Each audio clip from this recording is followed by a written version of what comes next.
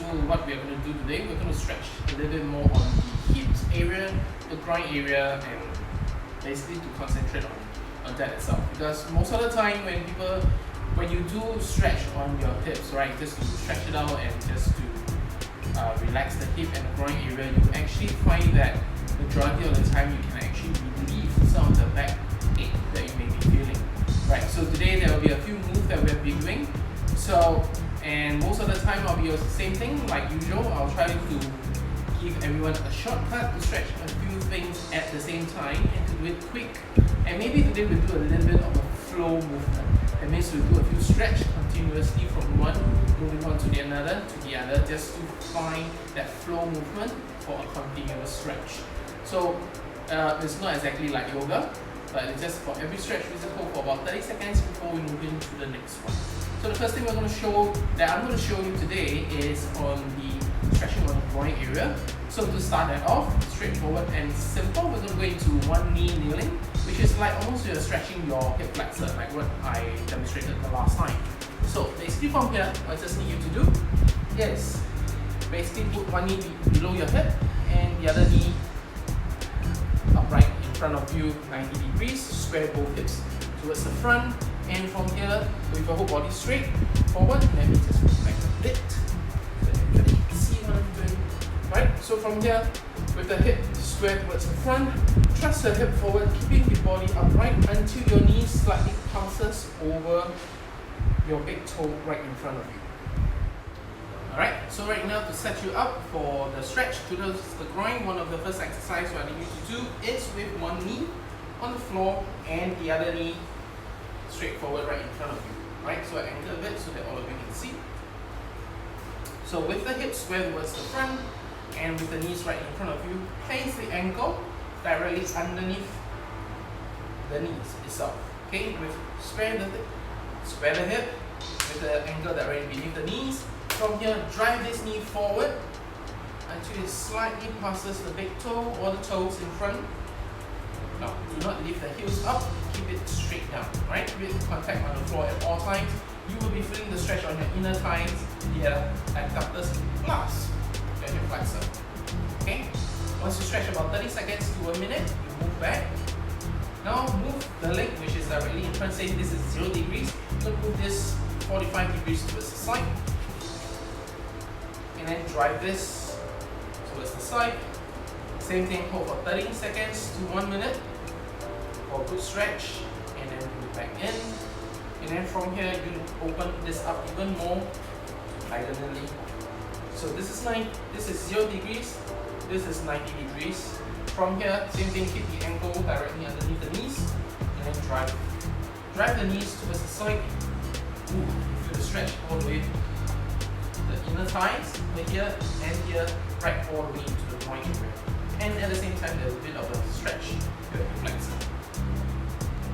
And then once you stretch enough, relax and you come back in. So that is one of the stretch that in 3 position, because our muscles and our joints are 3-dimensional, right? Especially the hip, there are so many movements, a big range of motion that our hip can do. So when you stretch in that way, you actually stretch the muscles in 3-dimensionally to help it to be more functional and for a really good stretch towards the muscles and around the groin area. So that is number 1. Number 2, another stretch we can do for the groin area, same thing. Now this time now with the hip, with the knees directly underneath the hip, the leg just extend all the way towards the side. Same thing, the hip is actually square towards the front. The toes or foot point directly in front of you. Imagine there's a train track so that it gets into parallel in line with the knees in front. And from here, drive your hip backwards, like as if you sit down on the back heel. If you need to for balance, feel free to drop your hand towards the floor, and you will feel the stretch all the way in. Now, you want to have a better stretch, what you need to do is open up this even wider. So just like earlier on, I say start off with the knees underneath the hip. So this time I open it a little bit wider so that my hip is actually off and the knees open a little bit wider. From here, same thing, I'll drive my hip backwards, like I'm trying to sit down. Now I feel the stretch a little bit more. And then once I'm done, I recover. So if I were to do this into a flow, combining the first and the second together, I'll start with this in front. Okay, drive. Done with 30 seconds, come back in, 45 degrees towards the side. Drive, 30 seconds, done, come back, open up all the way. Drive, feel the stretch. How are you doing that? Yeah? And then come back in, and from here I rotate my foot right towards the front, and then from here I drive coming back. Add one more move that we don't just stretch the inner thighs, we add on.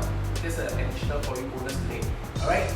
Add on one more move with include both hands into the movement. This hand that is on with the leg extended out, down towards the floor, the other hand goes up towards the ceiling, and then rotate this the opposite direction, palm facing.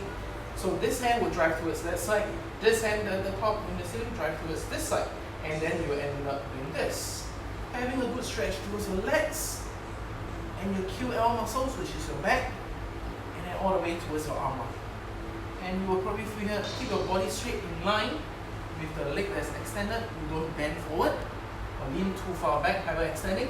Just keep it in line, and from here, drive. Actually add on to the stretch. You combine both stretch, adding on that little bit of a hand movement to stretch your lats and your QL. With that, I'm going to demonstrate the next exercise to stretch the body.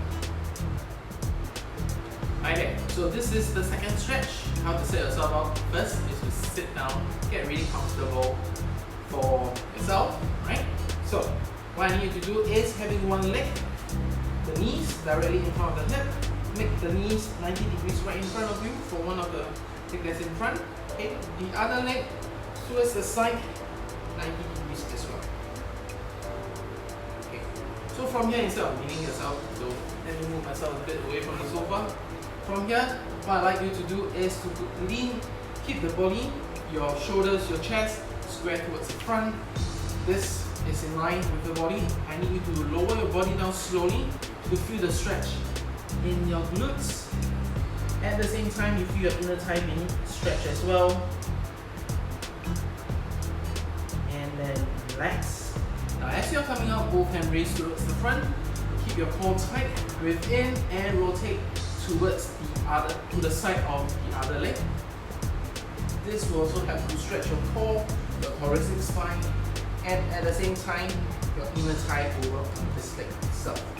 Try to keep the knees down towards the floor, foot down towards the floor, this side as well. Keep it down, and then once you are done, come back. Now, show you something else for another good stretch for your hip flexor. At the same time, stretching the whole entire area over here. Lean back. With this hand, support yourself. The opposite hand, same side. With this leg, move back, lean back down. Feel the stretch at the hip flexor here. You're gonna go down, even have a better stretch, go down into your elbow. And boom, there you go. Right, so you feel the stretch over here, and breathe and relax. Like I mentioned earlier on, keep everything down towards the floor, the knees, the foot, everything else. So you have to recover, slowly get yourself back up, and relax. So once you're done, repeat on to the other side. I'll demonstrate on the other side for you right now. So, give myself a little space, change it. From here, the foot or the knees 90 degrees in front, the other leg 90 degrees back. And from here, I lower myself down first. Towards the floor, feel the stretch through my inner thigh, my glutes as well. At the same time, go up, both hands towards the front, rotate to the side of the side leg.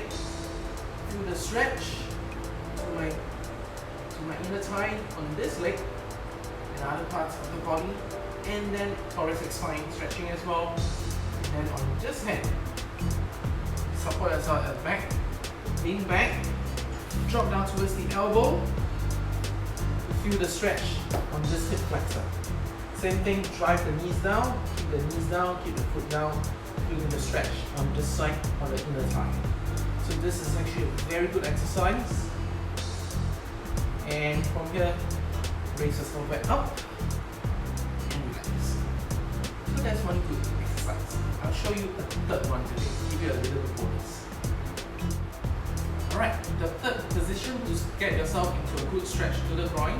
Right, and that's what I need. What I need you to do is to open up both knees slightly wider than your hip.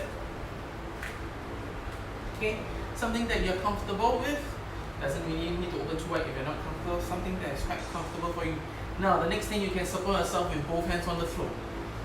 Things to note: the next thing is your foot. It shouldn't be joining each other towards the back. It should be directly behind the knees. From here, this is your knee. Keep the ankle directly behind it.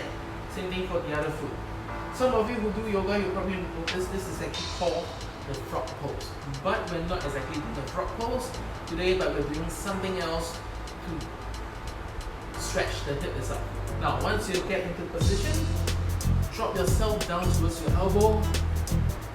Get yourself really comfortable doing the good stretch. Now, this is actually a good stretch for your hip by driving the hip down towards your hip, alright, which is that's good. But what I need now is to actually have the hip in line with the knees from here. Then, let's say to demonstrate, on my right side, I lift up my right foot up towards the ceiling, dropping my hip down, my right hip down towards the floor, keeping my left hip up, and then bring it back down, moving my hip back up again.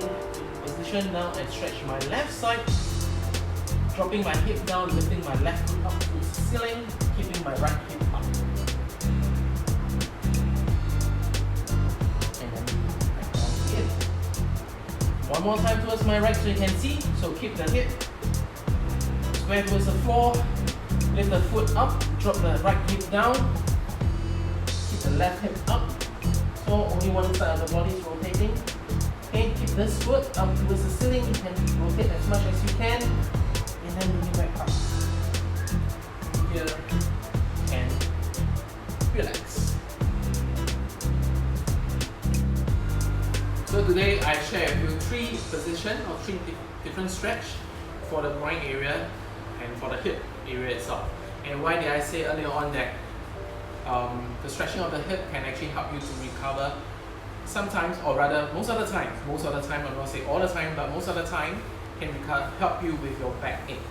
Now, how did the backache come along? So this is one of the reasons why the backache can happen. So what happened is that our hip is basically like this, represented by my four fingers over here. Our hip is actually made up by two bones joined together in the center of the body itself. And if the whole day we are sitting down on the chair in the office for 8 hours and not moving at all, these two bones here get stuck together. Now, at the back of it over here, say this is the front, where my index finger is, my thumb is the back. In the back over here, that's where our tailbone sits, behind and back, joining the hip bones together, right?